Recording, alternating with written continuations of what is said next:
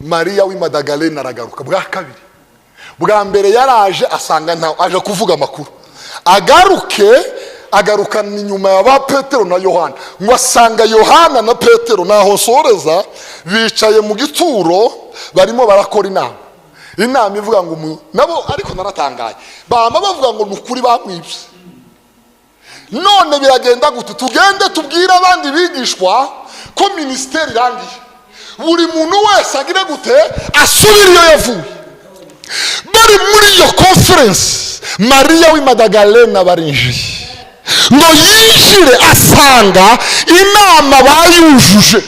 Pastor barasohoka, nawe arasohoka yenda gutaha, ngo agere mu muryango yibuka imirimo Uwiteka yamukoreye. Ageze mu muryango w'igituro yibuka ineza Yesu yamukoreye, ngo yibuka urungano rwamunyuragaho rukamuseka, yibuka urungano rwe rumunyuraho rukamukoraho inkuru, ngo kuva mu gituro biramunanira ararira. Ngo yagiye ngo soke akibuka arimo atoragura amasashe, ngo bituye na Yesu amugirira imbabazi, amuvana w'icyo gisuzuguriro. Mariya gusohoka mu gituro biranga, ngo akomeza aririra mu gituro.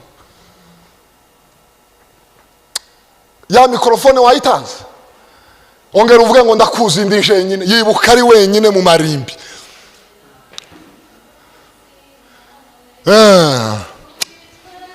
Oh haleluya.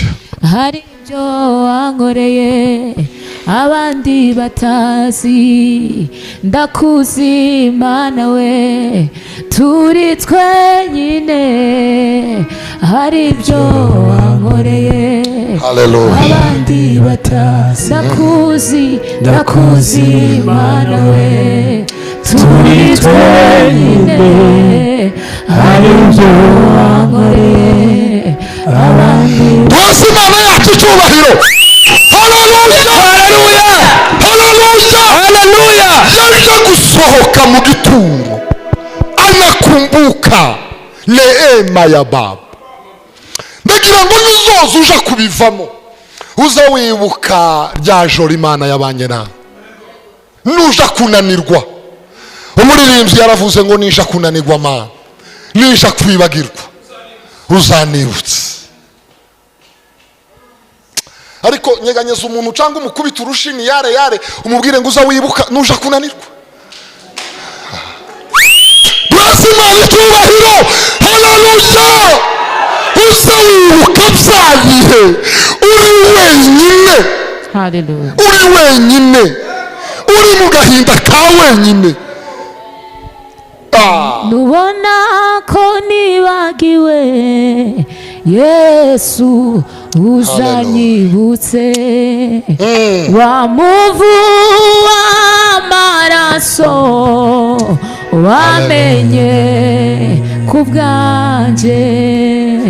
Nubona ko nibagiwe Yesu uzanyibutse, wa muvu w'amaraso wamenye.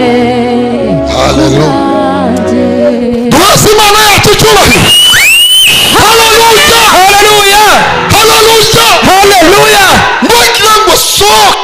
Yagira ngo sohoke akibuka urungano abo